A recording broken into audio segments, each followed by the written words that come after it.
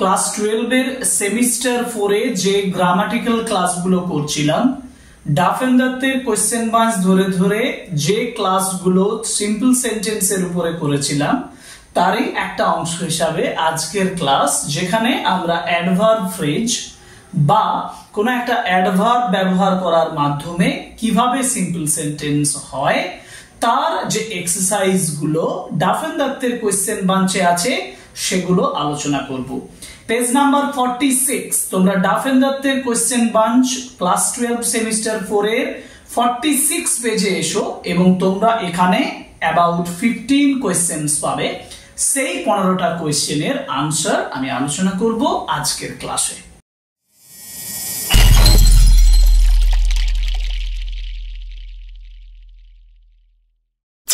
প্রথম কোয়েশ্চেন যেটা নাম্বার 1 বলা আছে, দেখো যে I got a lottery. I got a lottery মানে আমি একটা লটারি পেয়েছিলাম। ইট ওয়াজ কোয়াইট আনএক্সপেক্টেড।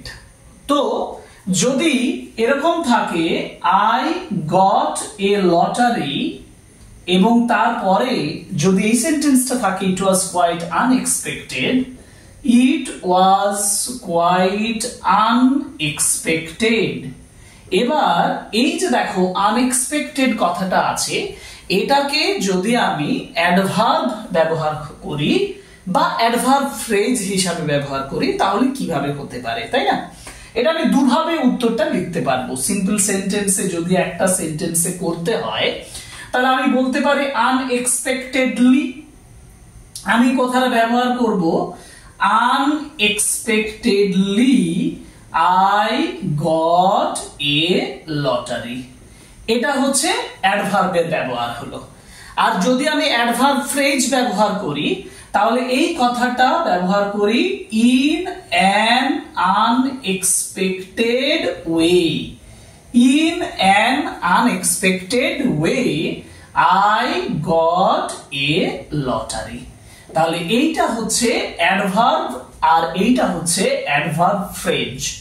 এইভাবে একটা সিম্পল সেন্টেন্স তৈরি করলাম।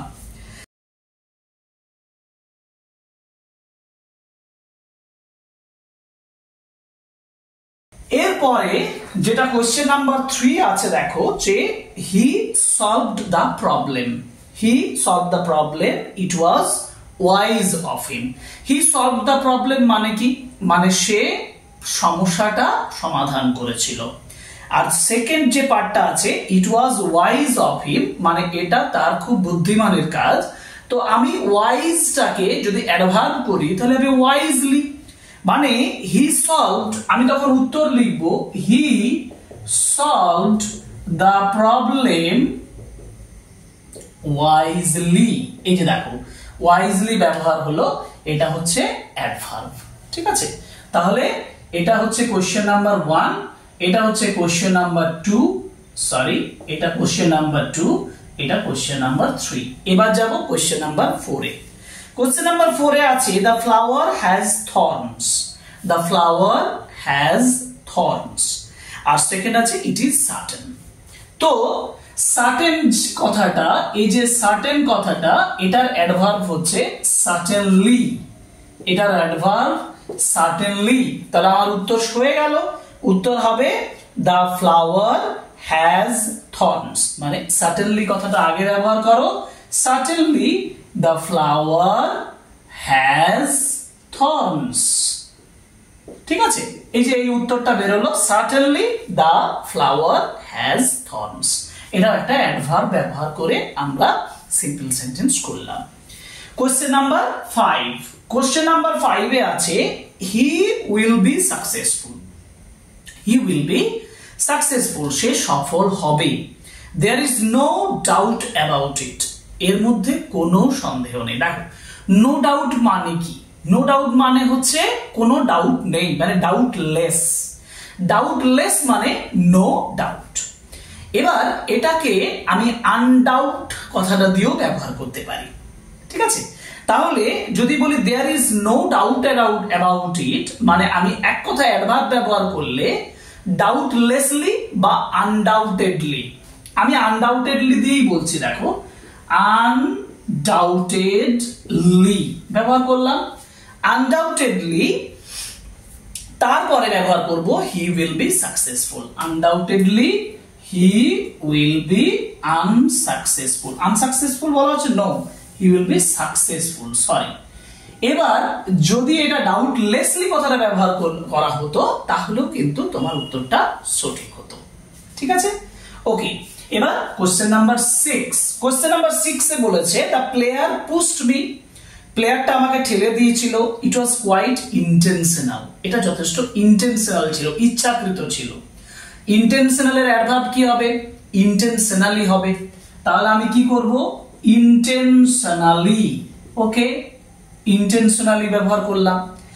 ইন্টেন্স কিন্তু কোয়াইট কথাটা ছিল, তাহলে এই কথাটাকে আমি কোয়াইট ইন্টেনশনালি ব্যবহার করি, মানে কোয়াইট কথাটা প্রথমে যোগ করে দাও, কোয়াইট ইন্টেনশনালি। এটাকে তুমি লাস্টেও ব্যবহার করতে পারো। তাহলে quite intentionally the player pushed me, the player pushed me. এবার তুমি যদি এই যে বললাম যেটা দ্য প্লেয়ার কথাটা দিয়ে শুরু করো, the player pushed me quite intentionally, তুমি এটাও ব্যবহার করতে পারো। ওকে, এবার question number 7, I shall return by the morning, I shall return by the morning মানে আমি সকাল নাগাদ ফিরে যাব। I shall return by the morning and definite about it, আমি এটা দিয়ে একদম definite, definite এর অ্যাডভার্ব কি? definitely, তাহলে definitely দিয়ে শুরু করো, definitely হয়ে গেল, definitely I shall return, I shall return, I shall return by the morning, এই যে definitely I shall return by the morning হয়েছে। ওকে, কোশ্চেন নাম্বার 8, কোশ্চেন নাম্বার 8 এ বলেছে I welcomed him, I did it with all my heart, আমি হৃদয়ের সঙ্গে এটা করেছিলাম। with all my heart মানে heartily, heartily মানে উত্তর হবে কি?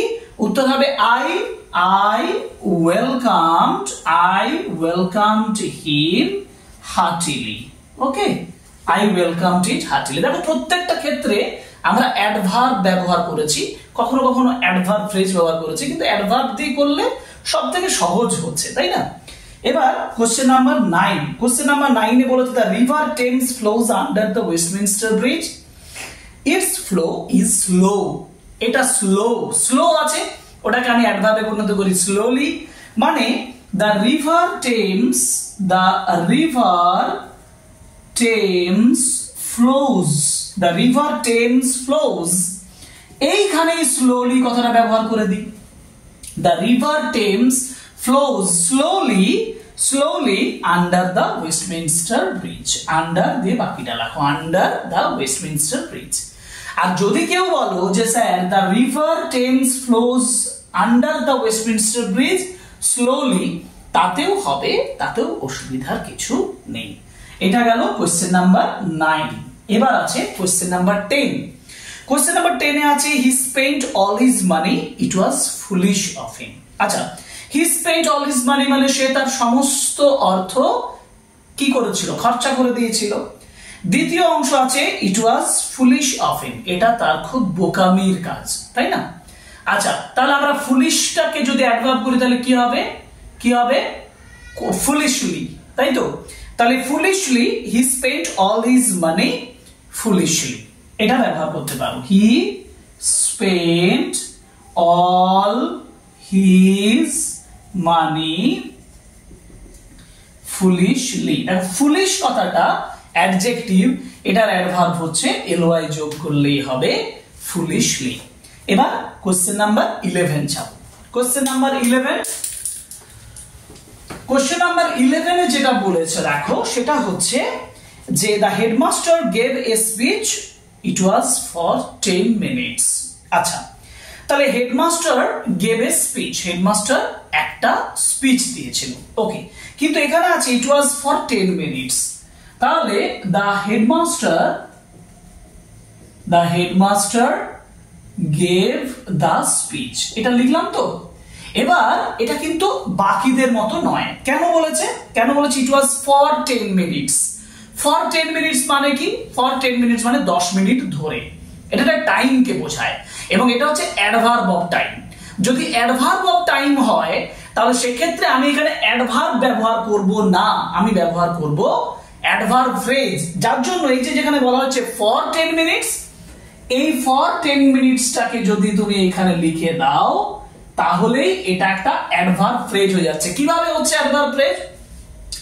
দেখো তুমি এটা টাইম মানে কতক্ষণ, হাউ লং, হাউ লং দিয়ে প্রশ্ন করলে উত্তর বের হচ্ছে ফর 10 মিনিটস। হাউ লং কতক্ষণ, টাইমকে বোঝাচ্ছে, that is adverb of time. সুতরাং এটা একটা অ্যাডভার্ব ফ্রেজ ফর 10 মিনিটস। ঠিক আছে, এটা কিন্তু অ্যাডভার্ব ব্যবহার করে করলাম না, এটা আমরা অ্যাডভার্ব ফ্রেজ ব্যবহার করে করলাম। ওকে, পরের কোশ্চেন, এটা গেল 11। এবার হচ্ছে 12 এ বলেছে হি রিজেক্টেড আওয়ার প্রপোজাল, সে আমাদের প্রপোজালটা রিজেক্ট করেছিল। It was very rude of him, এটা তার খুব রুড অ্যাটিটিউড ছিল, উদ্ধত আচরণ ছিল। রুডের অ্যাডভার্ব কি? রুডের অ্যাডভার্ব হচ্ছে রুডলি, রুডের অ্যাডভার্ব রুডলি। তাহলে হি রিজেক্টেড আওয়ার প্রপোজাল কি হবে? রুডলি। এই দেখো রুডলি, RUDELY।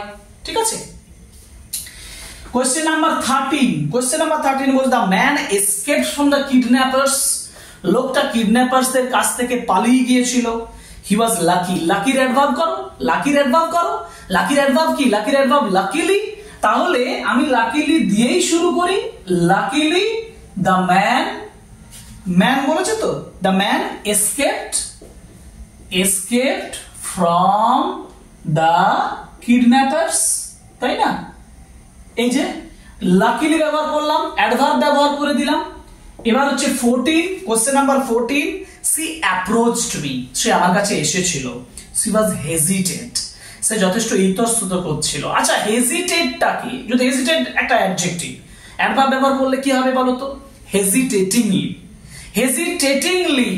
অর্থাৎ এইখানে হেজিটেটিংলি আমি না করে প্রথমে লিখবো সি অ্যাপ্রোচড মি হেজিটেটিংলি।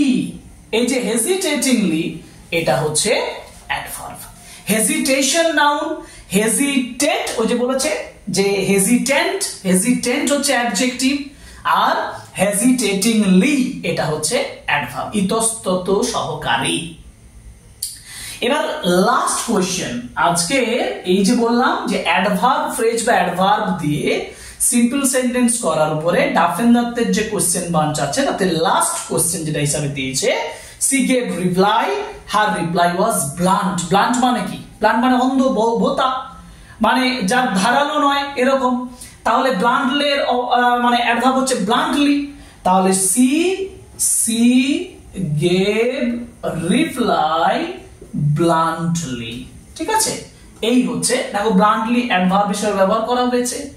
এই হচ্ছে আমাদের 15 কোয়েশ্চেন্স, যে 15 কোয়েশ্চেন ডাফেন দত্তের কোয়েশ্চেন বাঞ্চে তোমাদের জন্য দেওয়া আছে এক্সারসাইজ হিসাবে। আমি এক্সারসাইজ গুলো পরপর করে যাচ্ছি। পেজ নাম্বার 46 ডাফেন দত্তের কোয়েশ্চেন বাঞ্চ এবং practice for perfection on adverb phrase, মানে use of simple sentence, making of simple sentence using adverb or adverb phrase, সেটা কমপ্লিট করলাম। আমরা পরের দিন 47 পেজ যেটা আলোচনা করব সেটা হচ্ছে নাউন ইন অ্যাপোজিশন। অতএব ক্লাসগুলো করো, ক্লাসগুলো করে নোট ডাউন করো। পাশেই আমার স্ক্রিনের পাশেই তোমাদের জন্য আজকে কোয়েশ্চেনগুলো 15 কোয়েশ্চেন দেওয়া আছে, সেখান থেকে প্র্যাকটিসটা সেরে নাও। তোমার গ্রামার সম্পর্কে একটা কনফিডেন্স তৈরি হবে, আর গ্রামারের কনফিডেন্স যদি না আসে তাহলে কিন্তু পরীক্ষাতে ভালো মার্কস পাওয়াটা কিন্তু মুশকিল হয়ে যাবে। আজকের ক্লাসটা এই পর্যন্তই, পরের ক্লাসে আবার দেখা হবে। Thank you very much. সবাই ভালো থেকো, পড়াশোনা করো, বড় হও।